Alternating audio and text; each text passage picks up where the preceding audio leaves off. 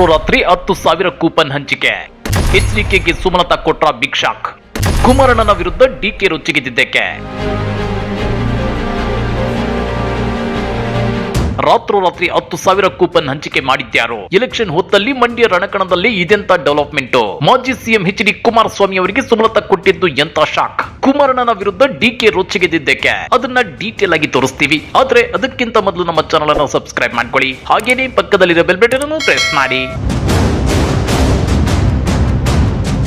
2019ರಂತೆ ಮಂಡ್ಯ ರಣಕಣ ರಂಗೇರಲಿಲ್ಲ. ಅಖಾಡದಲ್ಲಿ ನಿಂತು ಪ್ರತಿಸ್ಪರ್ಧಿಗಳು ಮಾತಿನ ಮಲ್ಲ ಯುದ್ಧವನ್ನು ನಡೆಸಲಿಲ್ಲ. ತೊಡೆತಟ್ಟಿ ಸವಾಲುಗಳನ್ನು ಎಸೆಯಲಿಲ್ಲ. ಆದ್ರೆ ಚುನಾವಣೆ ನಡೆದ ಶುಕ್ರವಾರ ಕುಮಾರಸ್ವಾಮಿ ಡಿಕೆ ಸಹೋದರರ ವಿರುದ್ಧ ಒಂದು ಬಿಗ್ ಬಾಂಬ್ ಅನ್ನು ಹಾಕಿದ್ದಾರೆ. ಆ ಬಾಂಬ್ಗೆ ಡಿಕೆ ಶಿವಕುಮಾರ್ ಕೊಟ್ಟ ಡಿಚ್ಚಿ ಬೆಂಕಿ ಬಿರುಗಾಳಿಯನ್ನೇ ಎಬ್ಬಿಸಿದೆ. ಮತ್ತೊಂದು ಕಡೆ ಮಂಡ್ಯ ಸಂಸದೆ ಸುಮಲತಾ ಅವರ ಒಂದು ಮಾತು ಎಚ್.ಡಿ. ಕುಮಾರಸ್ವಾಮಿ ಮತ್ತು ದಳಪತಿಗಳನ್ನ ಕೆರಳಿಸಿದೆ.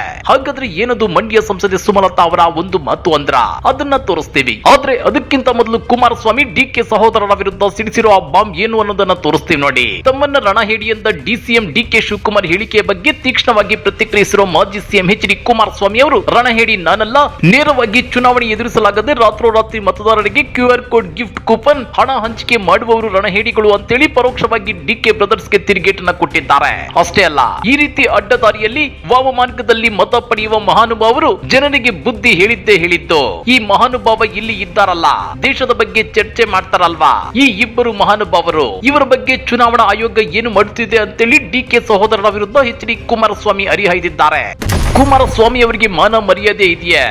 ಅವರು ಸತ್ಯ ಹರಿಶ್ಚಂದ್ರರೇ ಅಂತೇಳಿ ಡಿಸಿಎಂ ಡಿಕೆ ಶಿವಕುಮಾರ್ ಡಿಚ್ಚಿ 10,000 ರೂಪಾಯಿ ಮೌಲ್ಯದ ಗಿಫ್ಟ್ ಕಾರ್ಡ್ ಅನ್ನ ಕಾಂಗ್ರೆಸ್ ಅಭ್ಯರ್ಥಿ ಡಿಕೆ ಸುರೇಶ್ ಕಡಿಯವರು ಮತದಾರರಿಗೆ ನೀಡಿದ್ದಾರೆ ಅಂತೇಳಿ ಮಾಜಿ ಸಿಎಂ ಎಚ್.ಡಿ. ಕುಮಾರಸ್ವಾಮಿ ಅವರ ಗಂಭೀರ ಆರೋಪಕ್ಕೆ ಡಿಸಿಎಂ ಡಿಕೆ ಶಿವಕುಮಾರ್ ವಾಗ್ದಾಳಿ ನಡೆಸಿದ್ದಾರೆ. ಕುಮಾರಸ್ವಾಮಿ ಅವರಿಗೆ ಮಾನ ಮರ್ಯಾದೆ ಇದೆಯೇ ಅಂತ ಹೇಳಿ ಬೆಂಗಳೂರು ಗ್ರಾಮಾಂತರ ಕ್ಷೇತ್ರದಲ್ಲಿ ಬಿಜೆಪಿಯವರು ಏನನ್ನ ಹಂಚುತ್ತಿದ್ದಾರೆ ಎಂದು ತೋರಿಸಲೆ ಅವರು ಸತ್ಯ ಹರಿಶ್ಚಂದ್ರನ ಮೊಮ್ಮಗ, ನಾನೇನು ಅನ್ನೋದು ಜನರಿಗೆ ಗೊತ್ತಿದೆ, ನಾನು ಖಂಡಿತವಾಗಿಯೂ ಸತ್ಯ ಹರಿಶ್ಚಂದ್ರ ಅಂತೇಳಿ ಡಿಸಿಎಂ ಡಿಕೆ ಶಿವಕುಮಾರ್ ಕಿಡಿಕಾರಿದ್ದಾರೆ. ಮುನಿರತ್ನ, ಕುಮಾರಸ್ವಾಮಿ ಸೇರಿದಂತೆ ಎಲ್ಲರೂ ಹಂಚುತ್ತಿದ್ದಾರೆ. ನಾವು ಹಂಚುತ್ತಿರೋದು ನಮ್ಮ ಪ್ರಣಾಳಿಕೆ ಕಾರ್ಡ್ ಅಂತೇಳಿ ಡಿಸಿಎಂ ಡಿಕೆ ಶಿವಕುಮಾರ್ ಸ್ಪಷ್ಟನೆ ಕೊಟ್ಟಿದ್ದಾರೆ. ಅಷ್ಟೇ ಅಲ್ಲ, ಇಷ್ಟಾದ್ರೂ ಭಯ ಬಂದಿದೆಯಲ್ವಾ, ಹೆದರಿಕೊಂಡು ರಣಹೇಡಿ ತರ ಬೇರೆ ಕಡೆ ಹೋಗಿದ್ದಾರೆ.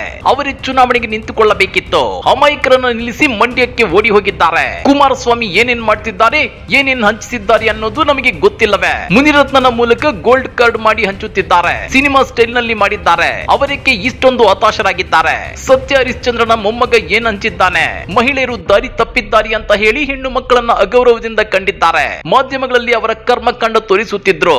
ಇದರ ವಿರುದ್ಧ ಹೊಸ ಕಾನೂನು ಮಾಡಬೇಕು ಅಂತ ಯಾರೋ ಹೇಳುತ್ತಿರೋದನ್ನ ನಾನು ಕೇಳಿದೆ ಅಂತೇಳಿ ಡಿಕೆಶಿ ಕುಟುಕಿದ್ದಾರೆ. ಎಚ್ಡಿಕೆ ಸುಮಾ ಮಧ್ಯೆ ಕೋಲ್ಡ್ ವಾರ್. ಎಚ್ಡಿಕೆ ಪರ ಸುಮಾ ಯಾಕೆ ಪ್ರಚಾರ ಮಾಡಲಿಲ್ಲ?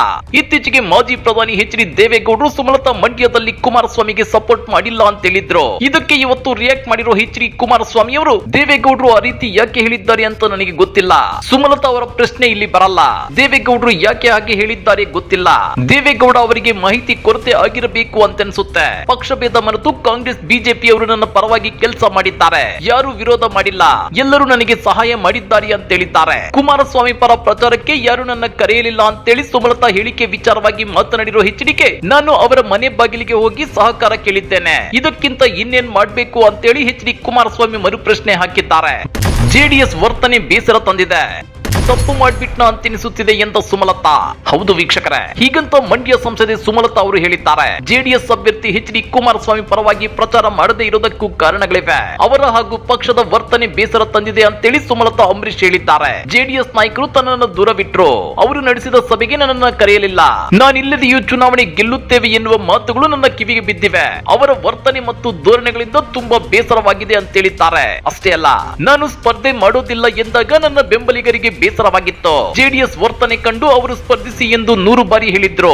ಆದ್ರೆ ಯಾವಾಗಲೂ ಬಿಗ್ಗರ್ ಪಿಕ್ಚರ್ ಬಗ್ಗೆ ಗಮನ ಇರಬೇಕು. ಪ್ರಧಾನಿ ಮೋದಿ ಗೆಲುವು ಸಾಧಿಸಬೇಕು ಎಂದು ಹೇಳುತ್ತಿದ್ದೆ. ಈಗಲೂ ಜನರ ಮಾತು ಕೇಳದೆ ತಪ್ಪು ಮಾಡೋಣ ಅಂತ ಅನಿಸುತ್ತಿದೆ. ನಾನು ಮಾಡಿದ ತ್ಯಾಗಕ್ಕೆ ಏನು ಬೆಲೆ ಇಲ್ಲದಂತಾಗಿದೆ.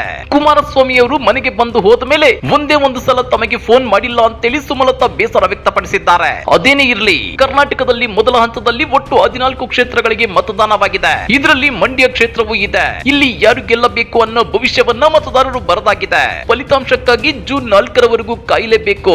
ಹಾಗಾದ್ರೆ ನಿಮ್ಮ ಪ್ರಕಾರ ಮಂಡ್ಯದಲ್ಲಿ ಗೆಲ್ಲೋದ್ಯಾರು? ಕುಮಾರಸ್ವಾಮಿ ಅವರ ಆರೋಪಗಳು ಮತ್ತು ನಡೆಯ ಬಗ್ಗೆ ನೀವೇನಂತೀರಾ? ಕಮೆಂಟ್ ಮಾಡಿ, ವಿಡಿಯೋ ಲೈಕ್ ಮಾಡಿ, ಶೇರ್ ಮಾಡಿ. ಇಂಥ ಮತ್ತಷ್ಟು ರೋಚಕ ರಾಜಕೀಯ ಸುದ್ದಿಗಳನ್ನ ಮಿಸ್ ಮಾಡದೆ ನೋಡ್ಬೇಕು ಅಂದ್ರೆ ನಮ್ಮ ಯೂಟ್ಯೂಬ್ ಚಾನಲ್ ಅನ್ನ ಸಬ್ಸ್ಕ್ರೈಬ್ ಮಾಡ್ಕೊಳ್ಳಿ.